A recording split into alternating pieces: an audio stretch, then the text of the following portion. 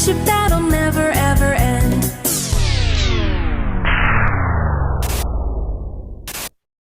Run!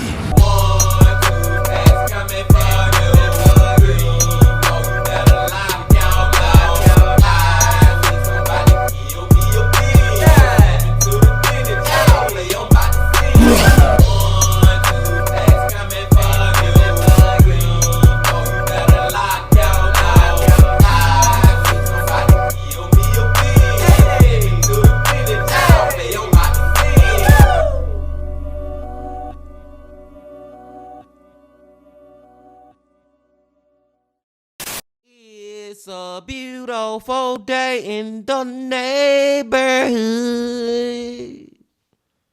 Reaction Beanie, yo, 803. Sat in that neighborhood, my brothers and sisters.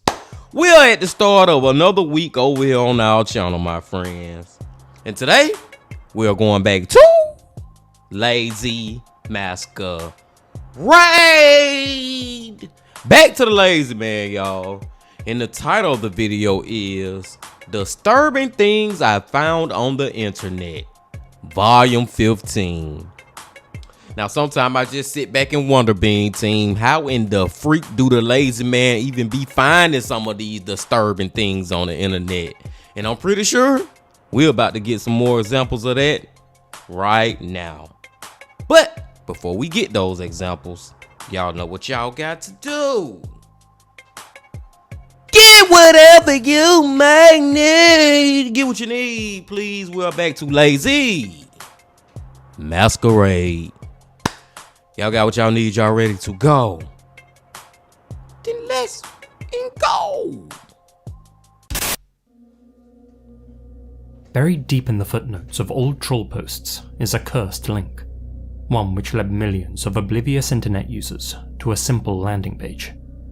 Just a black screen, 2 obnoxious clowns, and a button marked Enter. This was Kekma.ga, a bait-and-switch shock site, which, though age-gated, certainly shouldn't be viewed by anyone. It was launched in April 2019 by notorious internet sadist Obok Meatgod, the same gentleman behind womansalliance.xyz, who chose a domain name that blended Kek, or LOL, with MAGA. The site's purpose? To protest the safe and sterile, social media-dominated internet that had spread to browsers. To draw traffic, trolls and morbid pranksters advertised Kekma in bad faith. Bait links were shared on Discord servers, in the comment sections of historical and political YouTube videos, and on subreddits populated with young and naive users, like r/teenagers. Cool new Reddit alternative, they'd say. Or underground webcomic. A political discussion board. A meme treasure trove. Anything to get a click. Within seconds of entering, unsuspecting users were hauled into one of the most violently offensive experiences the web has ever offered. Even if your volume was set to low, the site would emit a deafeningly loud, sustained screech, designed to damage the hearing of headphone users and give a minor heart attack to everyone else. At the same time, their browser window would forcefully switch to full screen mode. What appeared changed often. One of the many central videos was a medical recording of pork tapeworm cysts being squeezed from a human liver. Later, it evolved, or devolved, into a clip of a bloodied man squatting in a bathtub, forcing a large metal object into his urethra. Flashing incessantly behind this central video was a rapid-fire montage of pure depravity. These images also changed often, and included a man whose face had been mauled by a bear, another of a person who held onto a firecracker for too long, photoshopped corpses, dogs being skinned alive at meat markets, and other ambiguous gore. Alt F4ing wasn't an option. Trying to exit the site would only result in a dialog box pop-up, a known JavaScript trick that prevented escape. Kekma.ga spread like wildfire through word of mouth, drawing millions of eyes. And just like with Women's Alliance, Obok defended his creation, stating that he gave every visitor a chance to turn back, and, mostly due to legal concerns, he chose not to include malware. But the site itself was a virus of another kind. Not one that infected your system, but your brain. Yes, just because you decided not to include antivirus freaking not antivirus but virus malware on your freaking website, it don't excuse the fact of what the freak you got going on Kekma. You know what I'm saying? It don't excuse the fact of it's dogs being shown skinned alive in this. I don't know if I can't remember the lazy man said fake corpses or manipulated corpses and all this craziness that you showing on this ish. Thank God you didn't have no freaking viruses. That would have been just a cherry on top of the BS of this freaking website. Those most indoctrinated describe themselves as the Kekma crew, so-called members of gamerkind who created hateful content targeting women and minorities.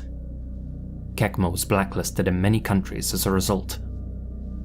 The site continuously reincarnated, from kekma.ga to kekma.xyz, and finally to kekma.net. Though it never truly broke through to the mainstream, it didn't need to. It slipped between the cracks and corrupted many a developing mind. Young people, who, if anything, were only drawn in by the warning on the landing page, thinking it was all part of the joke. And then the joke became tricking other youngsters with the same link. Online violence isn't a new phenomenon by any means, but it is certainly becoming more prevalent and being shared more casually.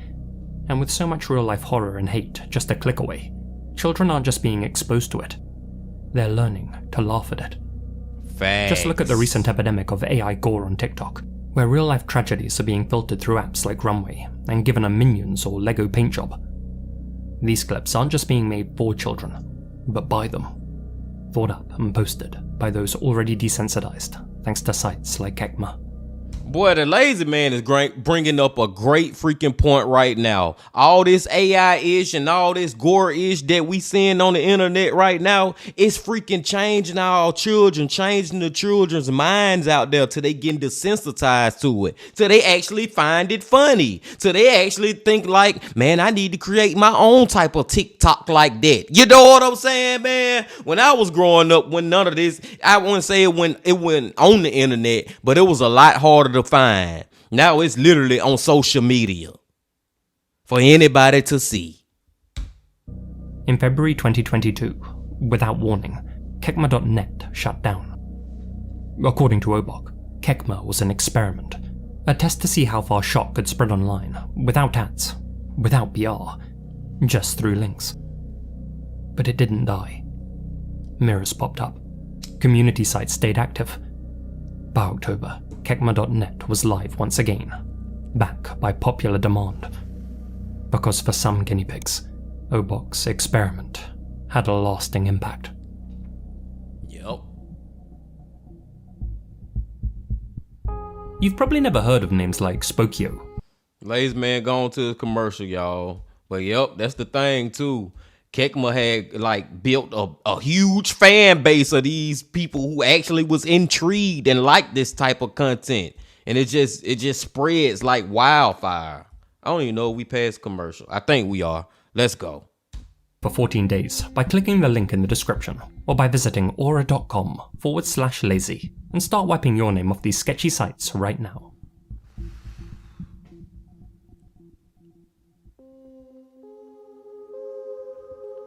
A special thanks to Martin H. for bringing this entry to my attention.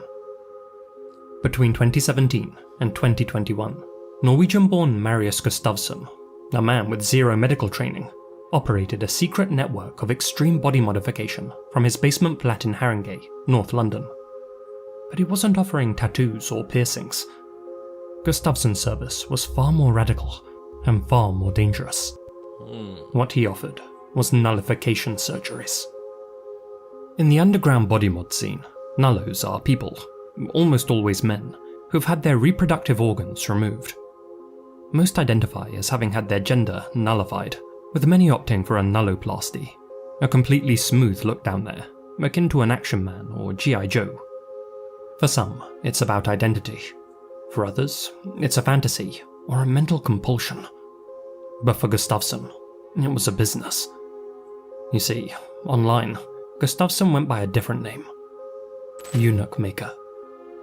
On his website, theem.com, he targeted those with body integrity identification disorder, a rare condition characterized by a persistent and intense desire to have body parts removed, usually because they feel like foreign objects. Specifically, Gustafsson offered to turn people into nullos for low prices. No consultation required, no pesky psychiatrists involved. Acceptance guaranteed. Problem was, BIID is so rare that building a business model on back alley operations alone wasn't going to keep the lights on. But one thing that the internet's never been short of is morbidly curious degenerates. Through his site, Gustafsson set up a pay-per-view service, a red room of sorts, though not one dedicated to snuff. He rigged his flat with cameras and turned it into a black market surgery centre. For an annual subscription of £100, or £35 during the New Year's sale, so-called VIPs could watch Eunuch Maker perform his surgeries live. Through encrypted forums and online groups, Gustafsson recruited volunteers. Young men, one as young as 16, who had fallen deep into the online nullo rabbit hole. He offered to remove any unwanted bits and pieces, free of charge, provided they didn't mind their procedure being live-streamed. Then, for the viewing pleasure of his paying customers, he'd give his victims kitchen table surgeries, amputations, castrations, and penectomies, using makeshift tools like kitchen knives and livestock clamps. Some procedures involve slicing, or even worse, crushing the patient's most sensitive parts. Others included electric shocks, sub-zero freezing, or injection with various chemicals. And it's like, I don't know what's crazier. The fact that they doing this EM stuff or whatever, this stuff, or the fact that people out there like subscribing to they freaking yearly subscriptions to watch this ish. Which is crazier? I guess both of them batshit crazy, Bean Team. Long story short, story long. Both of them. He even branded his patients with the initials EM using a red-hot iron. To drive engagement, Gustafsson sometimes played a dice game live on stream to decide which body part should be removed next. Given how crude these life-threatening operations were, things inevitably went wrong, usually as a result of blood loss. During one episode, a patient was heard crying, "I don't want to die," while he hemorrhaged. Several patients had to be rushed to hospital to be saved by actual medical professionals, and at least one client lost function in his hands. On the phone to emergency services, Gustafsson would lie, describing how his patients had actually injured themselves. Over the years, the EM website received plenty of traffic, as many as 300,000 visits per day, with 23,000 users signed up for the VIP membership package. Analytics confirmed that this little venture had global appeal. The site had active users in every single country bar one, North Korea. Needless to say, it was a lucrative enterprise. As a side hustle, Gustafsson would pickle the removed body parts and sell them to customers. As one of his IRL friends recalled, "My partner and I were there when a sale went down. He used the money to buy pizza. It wasn't a lot." But not all of the sliced-off appendages were sold. Gustafsson kept some as souvenirs, storing them in jars and displaying them over his bed. He was even known to serve private parts for lunch and film mukbangs for his audience. The occasional sausage platter, or a salad with nuts, he joked. This wasn't just a dark niche though. The EM.com had become a kind of cult of mutilation. Gustafsson surrounded himself with acolytes, fans, and partners who helped to spread his influence. And for years, nobody stopped him. He even had his closest followers perform procedures on him. In his words, he had himself turned into a Ken doll with nothing down there. Additionally, he had his left leg frozen with dry ice. From then on, he had to use a wheelchair and claimed £18,000 in disability benefits from the government.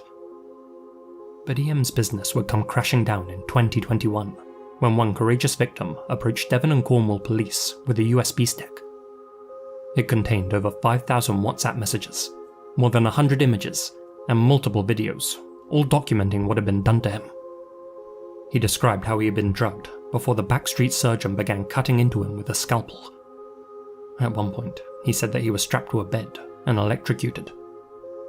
a digital viewing team of 6 officers watched over 400 hours of footage to help identify Gustafsson's numerous assistants. After a complex investigation, British authorities arrested 46-year-old Gustafsson and 6 co-conspirators. Charges ranged from grievous bodily harm to the distribution of material involving minors. Prosecutors described Gustafsson as a master manipulator who controlled and exploited vulnerable young men under the guise of being their friend. Yep. For his victims, they said, the horror was both physical and psychological. Some of them later admitted to feeling coerced, misled, or even brainwashed into becoming nullos. Others said that they were mesmerized, seeing the calm and confident eunuch maker in the flesh. This dude right here, he got a little Jim Jones in him. He basically had these dudes out here drinking the Kool-Aid. You know what I'm saying, man? And believing in this whole amputation and mutilation. And it's so crazy. Did you hear what the lazy man said that he did to himself? I ain't gonna even talk about the whole getting the private stuff cut off. Do you know that the man put one of his legs in dry ice? Do you know how crazy that is to do? Man, like this, and then the whole selling of the parts, the whole watching the videos, like this was really a cult. This was really a cult, a sick one at that. His defense team played the Joker card, saying that the Norwegian only wanted to put a smile on people's faces, both those he was transforming and those who were watching his live streams. And besides, all of his patients had consented to their procedures. But consenting to extreme body mods isn't a defense in the UK. Aside from tattoos and piercings, pretty much every modification is illegal, or dubiously legal at best. And so, in May 2024, at the Old Bailey in London, Gustafsson was sentenced to life in prison, with a minimum term of 22 years. The judge described him as the architect of a deeply disturbing enterprise, one that blurred the line between consent and exploitation, fantasy and irreversible harm. Gustafsson showed no remorse, not for the crimes he had committed, nor for the lasting physical and psychological damage he had inflicted. This story shocked even the darkest corners of the internet. Gustafsson didn't invent the idea of nullification, but he did turn that subculture into something predatory. And even now, remnants of his network remain online. Yeah, Gustafsson was a crazy you know what, and I'm just glad, and that's why I clapped it up, that he got life in prison. I mean, possibility to parole after 22 years. It could have been a little better than that, but I'll take it, man. I'll take it. But like the lazy man said at the end, I'm pretty sure that this whole Nalo stuff at some corners, dark corners on the internet, is probably still going on. Like, seriously, Bean Team. And then another thing that he said that just make this itch so crazy, what he was doing to their bodies, you could never repair it. Like, you could never freaking cut your finger off, cut your hand off, your arm off, and then get it back after all this craziness over with, after you done came back to your senses and realized you done been brainwashed and stuck in a damn crazy ass, mutilated ass cult. You know what I'm saying? Like, all these changes that he was doing to these people's bodies was pretty much irreversible. He deserved life in prison for that, even though he didn't actually murder anybody. But boy, you was right walking the thin line. You was real close to going over that line, going over that fence. A freaking murder, dude. He was, in my opinion, and even though the people probably didn't look at it themselves like that, but I'm gonna look at it like that for myself. He was torturing them damn people. Long story short, short story long.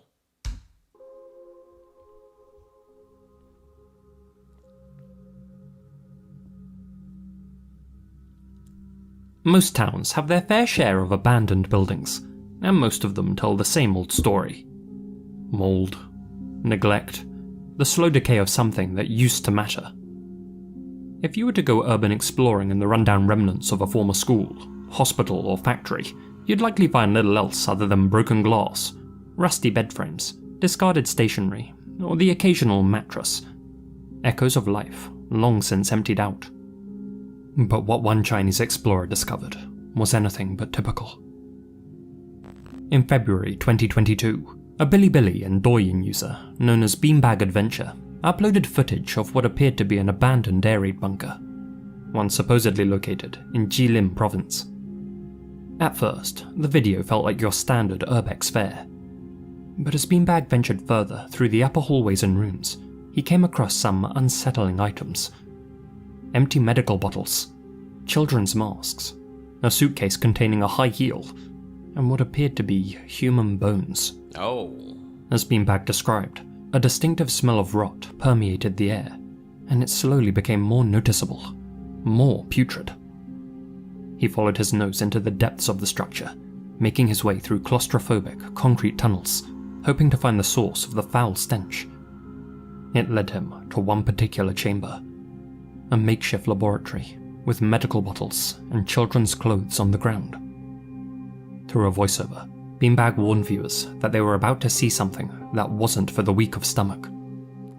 The camera panned into what looked like a pool or vat. Inside it was a murky liquid and approximately 20 to 25 bloated bodies in various stages of decomposition. Judging by their shape and size, most, if not all of them, were children and toddlers. Beanbag insisted that the bodies were props, hinting that he had to say that for the algorithm. He then repeatedly told viewers to pay attention to the details.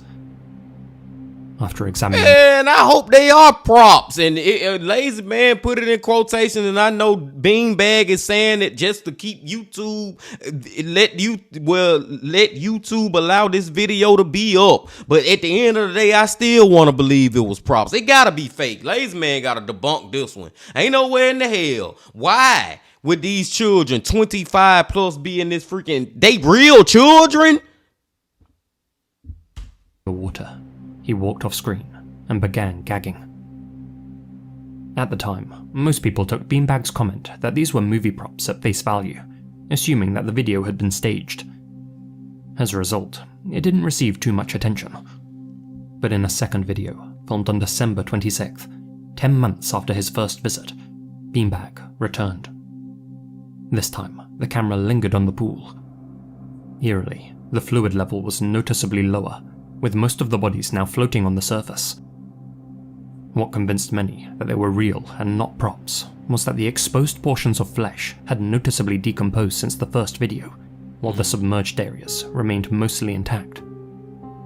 Based on its colour and the context, many assumed the liquid to be formalin, a common preservative made up of 37% formaldehyde.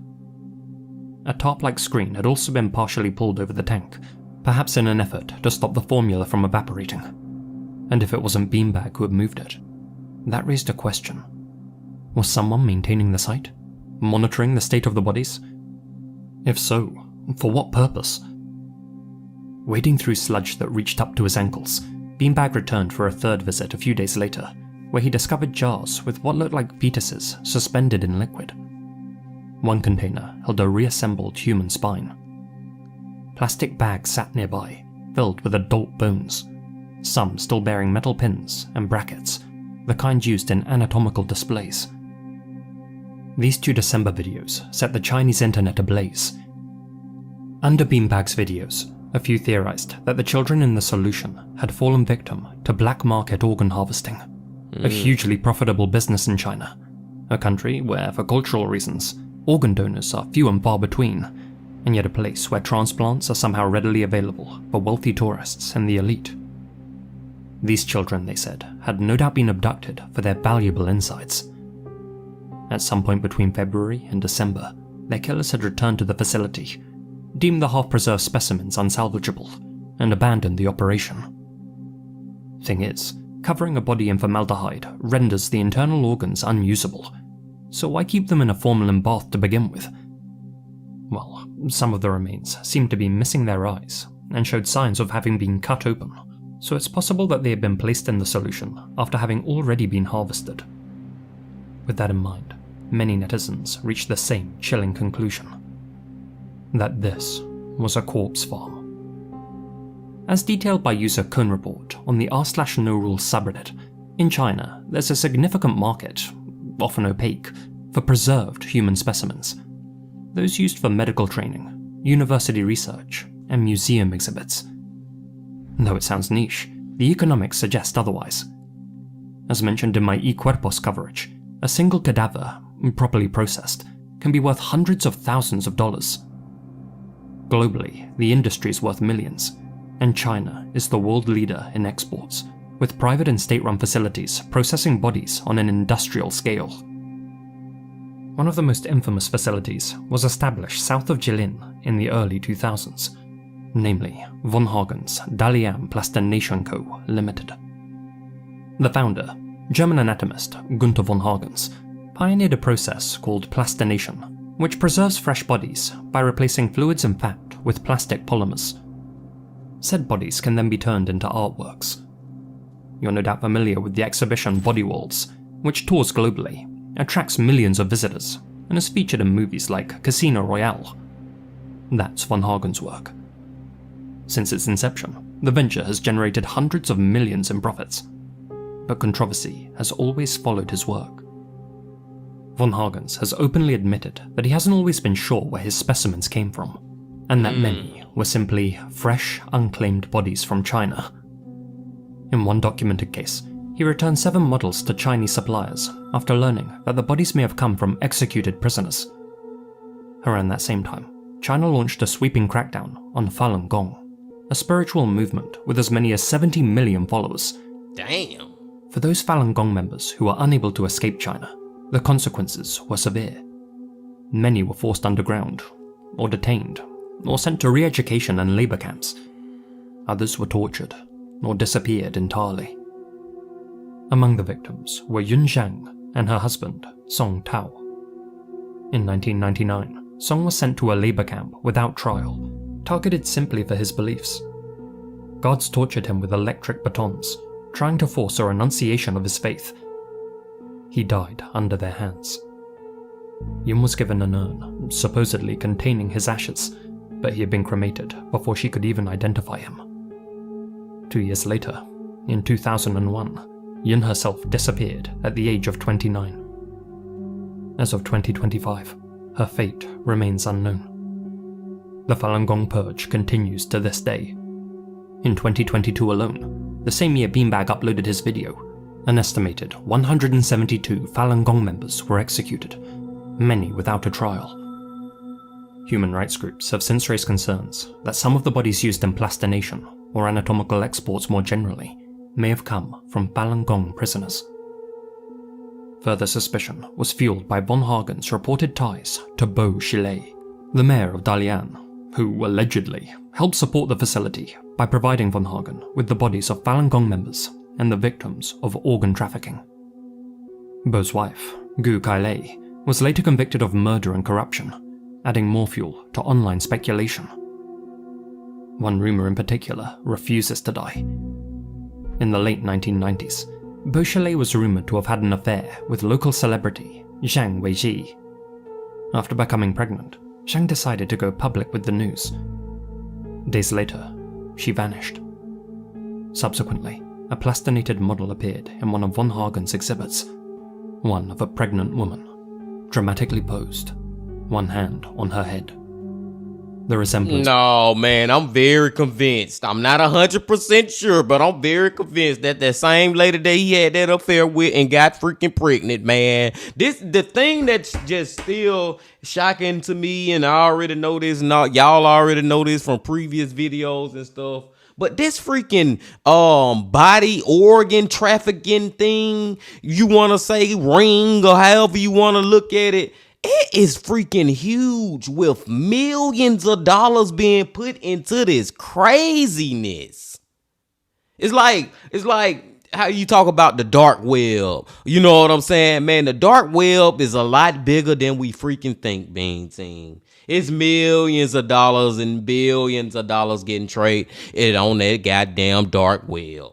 And that's most definitely that lady. I'm sorry. I'm convinced of that one. To Zhang sparked rumors. Some claimed the body was Zhang.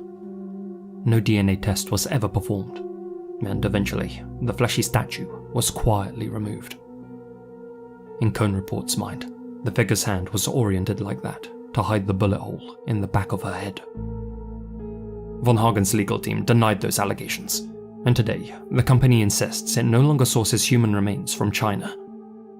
But even with von Hagen's factory gone, many clandestine processing facilities do continue to operate in Jilin and Dalian to this day, exporting bodies to similar exhibits around the globe.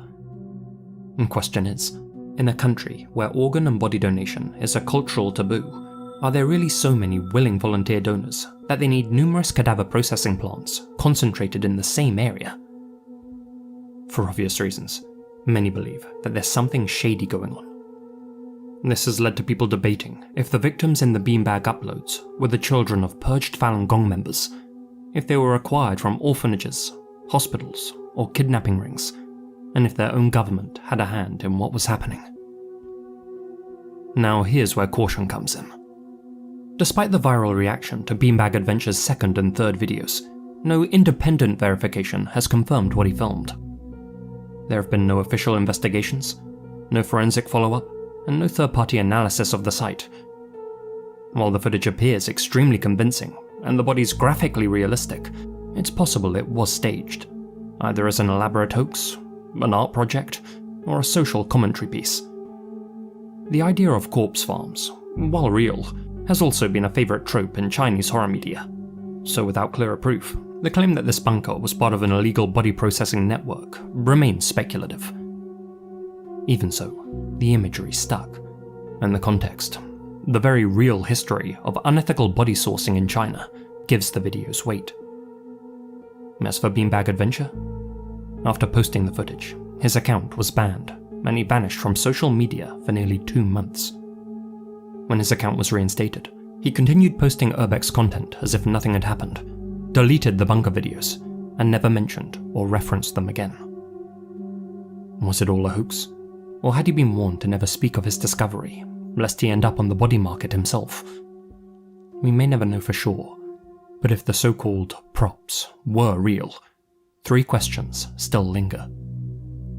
Who were these children? Who put them in the formalin bath? And are they still floating there as we speak?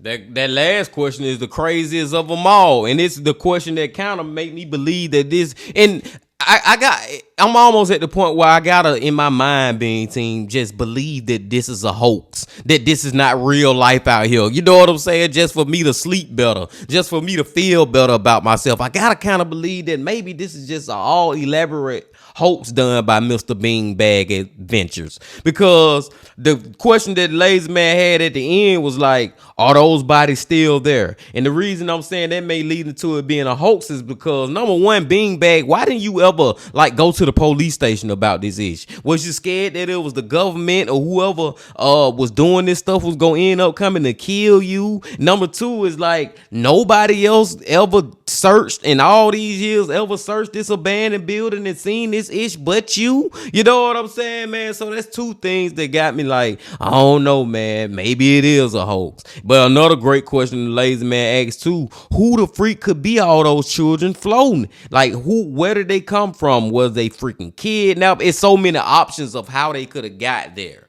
Was they being experimented on? Sort of like the first one. Well, even the first one, when the experiments, it was a whole nother deal. But you get what I'm saying? Like, dude, so many questions that you can have with this one. And I honestly feel like, being team, I just want to think that was all a made up hoax, man. And I think the reason I really can say that is because nobody else has been able to go to this place and find out if this was real or not. But the scariest question is, like the Lazy Man said, what if the same body still floating there till this day? Let's go, y'all. Good video. Good video.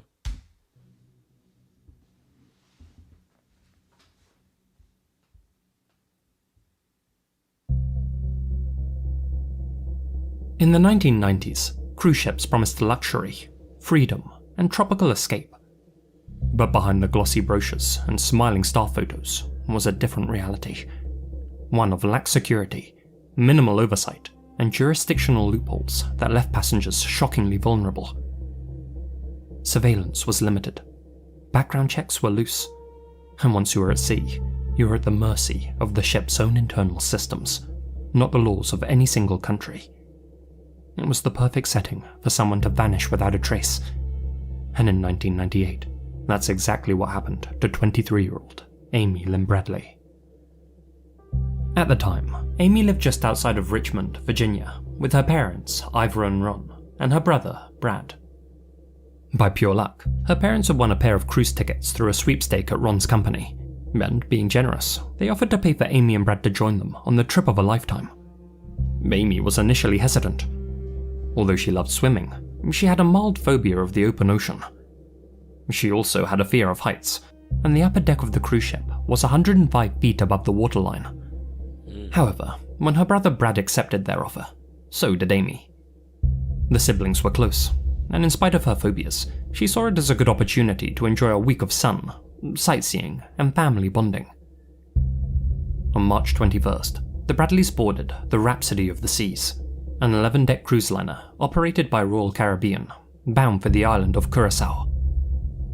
On the morning of March 23rd, the ship docked in Aruba. Amy and her relatives spent the day exploring the island. That evening, the Bradleys all got dressed up for dinner, where the ship's photographer took pictures of them in their formal wear. Amy drew a lot of attention during dinner, not just from other passengers, but also from crew members. Several waiters had suggested taking her to Carlos and Charlie's while they were docked in Aruba, incidentally, the same venue where Natalie Holloway would disappear 7 years later. Amy turned down their offers, telling her dad that they gave her the creeps. In fact, Amy expressed repeated discomfort throughout those first days of the cruise, telling her family that she felt uneasy around certain crew members and didn't want to leave the ship unaccompanied. After dinner, the Bradleys changed back into their casual clothes.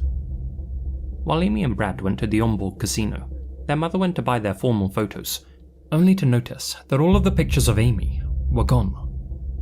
The photographer recalled printing the images, though was unsure who had removed them. He reprinted them for Ivor, who assumed there must have been some sort of mix-up. Later, Amy and Brad headed to the Viking Lounge, a nightclub on the 9th floor deck. They danced, had a few drinks, and returned to their cabin at around 3:35 AM on the 24th. The two stayed up, talking on their balcony, discussing their upcoming plans for Curaçao. Eventually, Brad went to bed, leaving Amy alone outside. At 5:30 AM, their father, Ron Bradley, briefly awoke and looked out the window. Amy was still out on the balcony, asleep on a lounge chair. "I could see Amy's legs from her hips down," he would later report. "I dozed back off to sleep. The balcony door was closed. I would have got up and closed it otherwise." But when Ron awoke again at 6 AM, that same balcony door had been half opened, and Amy was gone. Her shoes, ID, and belongings were still in the cabin. In that 30-minute window, she had seemingly evaporated, but her cigarettes were gone, and there was evidence that she had changed her clothes. Walking off in the early hours was completely unlike Amy. Her father knew that she would have at least left a note. Thus, after spending half an hour searching the upper decks for Amy, Ron began to panic. The ship had just docked in Curaçao, and early birds were already preparing to disembark.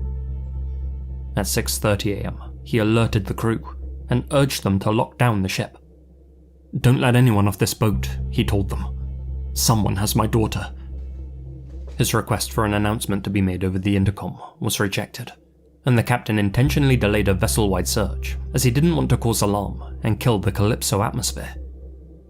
Wow, that's effed up. But I just want to say, I don't even think it's a passenger on the freaking ship who did this to Amy. I think that it's the crew member. Everything is leading to one of those crew members. Seriously. And it's the same crew member who stole her freaking pictures that had got developed, that she had took. And then the person who the picture developer had to redevelop the pictures to give to her. I think her mama or her daddy went to go pick them up. You know what I'm saying? That's the same person. Somebody was obsessed with this girl. They stalked this girl. They end up kidnapping this girl, and they end up taking her life.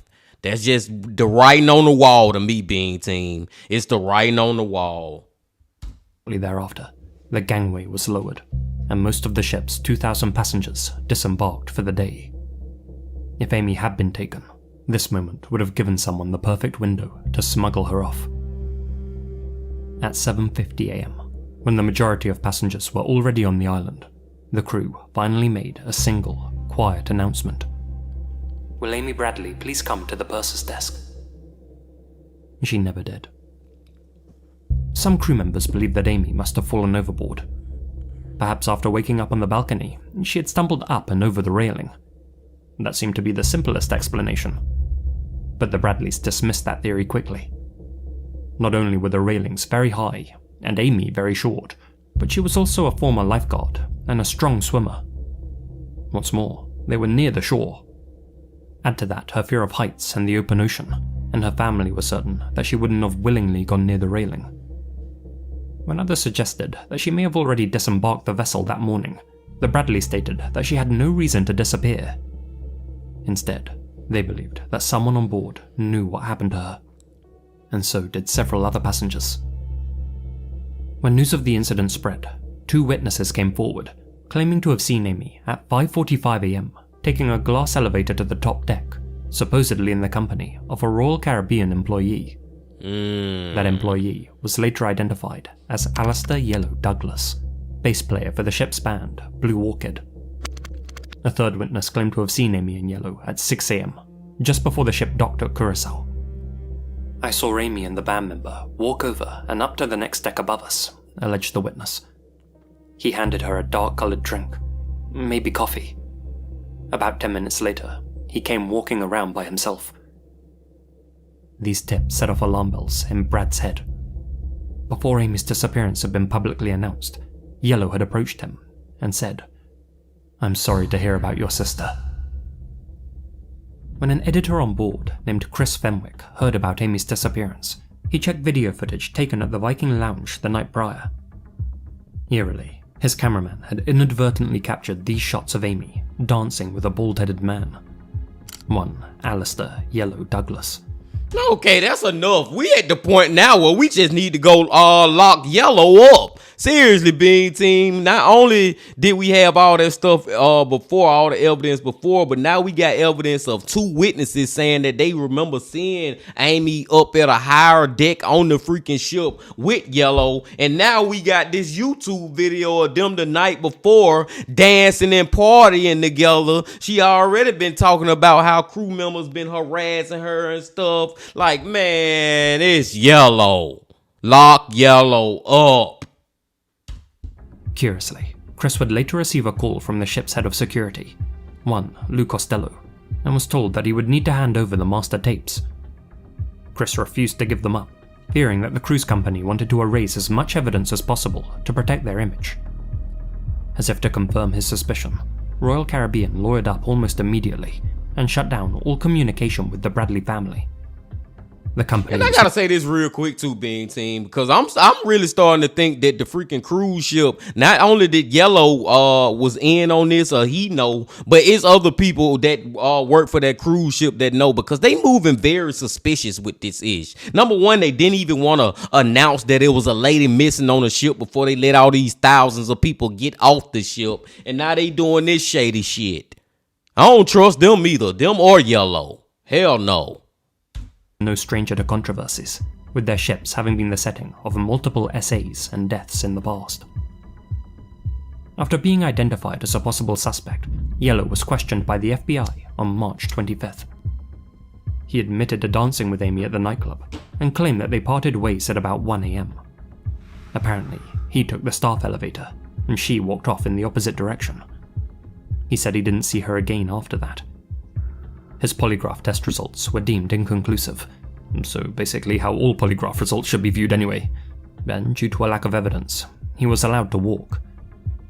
According to Amy's father, Yellow left that interview with a big smile on his face, flashing a thumbs up to his bandmates.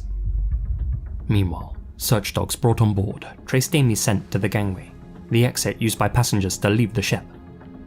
That single clue backed the family's worst fear, that Amy may have been taken ashore against her will. The Bradleys stayed behind in Curaçao as authorities launched a 4-day search of the surrounding islands and waters. Unfortunately, no trace of Amy was found anywhere. When they learned that the initial search of the ship hadn't been thorough, the Bradleys reboarded and ensured that every nook and cranny was checked. Again, there was no sign of their missing daughter. Amy's devastated loved ones were forced to catch a flight home without her. It began to seem as if she really had fallen into the ocean. Man. But then came the sightings. The first occurred 5 months after Amy disappeared, when 2 Canadian tourists reported seeing a distressed woman on a Curacao beach being escorted by 2 aggressive men. It was clear that she wanted to get their attention. "The second she heard me speaking English, she sped up," recalled one of the tourists. "She was trying to get away from them. I was 2 feet away." But before the woman could open her mouth, the 2 men ushered her away. The tourist described the woman's tattoos: a gecko on her stomach, a Tasmanian devil on her shoulder, a symbol on her ankle, and a rising sun on her back. All 4 matched Amy's. Wow. Even more chilling, they said that one of the men flanking Amy looked exactly like Alistair Yellow Douglas. Authorities returned to the island to investigate, but once again, they found nothing. A year later, in 1999, a petty officer serving in the US Navy entered a Curacao brothel. While drinking in the bar area, a woman approached him and said that her name was Amy Bradley. She begged him for help, saying that she was being held there against her will. Initially, the officer didn't report the incident, fearing disciplinary action for being in an unauthorized area. Instead, he simply told the woman where his ship was docked. 2 men then arrived and ordered her upstairs. The officer came forward with this information in 2002, after he had retired, of course, when he saw a photo of that same woman in a magazine discussing Amy Bradley's disappearance. By the time his tip reached the authorities, the building had already burned down. Any potential records were gone. In late 1999, the Bradley family received yet another glimmer of hope from a man named Frank Jones. He claimed to be a former Navy SEAL in command of an elite team of mercenaries. According to him, she was being held inside a heavily guarded compound. Frank sent them photos of a woman bearing Amy's tattoos, convincing the Bradleys that his intel was sound. For months, Frank kept feeding them updates, sightings, movements, plans for a daring rescue. But there was a catch. He needed money. With the help of the National Missing Children's Organization, the Bradleys wired him over $200,000 to fund the operation. They waited for the call that Amy had been freed, but it never came. Damn. Frank Jones was a con artist, not a soldier. He had fabricated the whole story and staged the photos using an actress. In 2002, Frank was charged with defrauding the Bradleys. He pled guilty and was sentenced to 5 years. I would have gave his ass 10. That's so effed up. You see how effed up humans can be? It's our daughter, our sister is literally really out here missing. Like for real, dude. We really trying to find her. We offering to put up $200,000 to help fund this shit so you can help us find her. And come to find out, this is all a fraud. Playing with our hearts, our emotions. Playing with her name, her life. You know what I'm saying? I hate to say it, but I know they probably thinking it at this point. For all we know, she could be dead. Then you giving us the hope that she's still alive. Sending us fake pictures that you done freaking staged with the damn actresses and all that. Boy, humans could be terrible sometimes. Give them 10 years. 5 ain't good enough, Judge. I would have gave them 10, my friends. In 2005, another witness spotted a woman in a department store bathroom in Barbados, visibly distressed and accompanied by 3 men. The witness reported hearing the males threaten her, telling her she had to go through with the deal before stepping outside of the restroom. Seizing the moment, the witness approached the woman and asked if she was okay. The woman, shaken and scared, whispered, "My name's Amy. I'm from Virginia." But before the witness could react, the men burst back in and led the woman away. These sketches were drawn up based on the witness's description of the suspects. AI Witness Report have since released these enhanced composites. So far, these sightings could be chalked up to cases of mistaken identity or more fraudsters after reward money. After all, the FBI was offering a $25,000 reward for information that helped to bring an end to the investigation, while the Bradley family were offering a substantial $250,000 reward of their own. But here's where things become an internet mystery. In 2005, photographs of a woman resembling an older Amy, tired, gaunt, and frightened, surfaced online. The images had originally been posted on a now-defunct website advertising adult holidays in the Caribbean. Her name was listed as Jazz. An independent forensic expert examined the photos and concluded that they were a near-perfect match for Amy. In his opinion, the facial structure, hairline, and piercings lined up completely. These pictures have since fueled online discussion and led many to believe that Amy was smuggled off the cruise liner and enslaved by a human trafficking ring. Yes. On March 24th, 2010, exactly 12 years after her disappearance, Amy Lynn Bradley was declared legally dead. That's despite no body ever being found. Some believe Alistair Yellow Douglas was behind her vanishing. Perhaps he had pushed her into the ocean after she rejected his advances. Others suspect that she was smuggled off the ship by multiple crew members. But perhaps the simplest answer is the most likely, that these photos and all the supposed sightings are nothing more than red herrings, and that Amy truly did fall from the balcony. After all, middle-class white women from happy homes are far from your typical trafficking victims, especially when they're surrounded by their loving family, who will immediately begin searching for them, and when the operation involves smuggling them away in broad daylight. Such monsters typically target the disadvantaged, the isolated, and the vulnerable. True. According to her family, Amy was planning to enter a photography contest. Could it be that she stood on the small drinks table that was on the balcony to get a good shot of the sunrise over Curaçao, only to fall overboard in the process? Regardless of her swimming ability, falling into the water from a great height would be like hitting concrete. They say it's the not knowing that's the hardest. And today, almost 3 decades since their beloved Amy vanished, the Bradley family are still searching for answers. Man.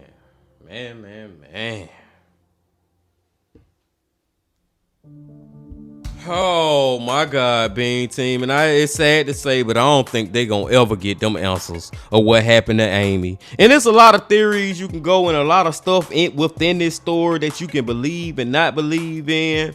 One thing that I do really believe in, and I'm not saying all the sightings, but I do feel like Amy was alive. I don't really feel like she died on that ship. For some reason, I feel like she did get smuggled or kidnapped by whoever, and it may have started with Yellow and he may have sold her to some other people or whatever, but I feel like that lady was alive, and a lot of people, a lot of those witnesses really was seeing Amy out there, man. And it's crazy now that happened. She was born in 1974, so how old would she be today, Being Team? Like 51, I think. I don't know, my math may be off right now, but it's like, dude, it's getting to the point, and it's been past the point of thinking that she may have passed away, but it's getting to the point now where you'll think even if she didn't actually pass away on that ship or later on, she's starting to get to the point where she's getting a lot older. If she is still alive, her parents,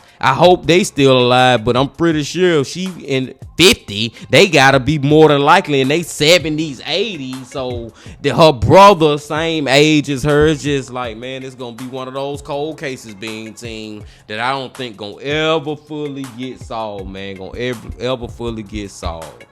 But I'm gonna let y'all go, y'all. I'm not gonna go back through all the cases and stay here even longer, because I know we have been here long enough. I appreciate y'all coming on back as always. And before you leave, just please hit that like button, comment, subscribe, and do all that if you ain't did that yet. And make sure you come back next week on Monday for my very first true crime, horror, dark, deep, and mysterious, what the is going on type of video. But until then, my friends, also remember this: love, peace, and happiness. Stay safe. Don't stop. Keep going. Yeah. If you're feeling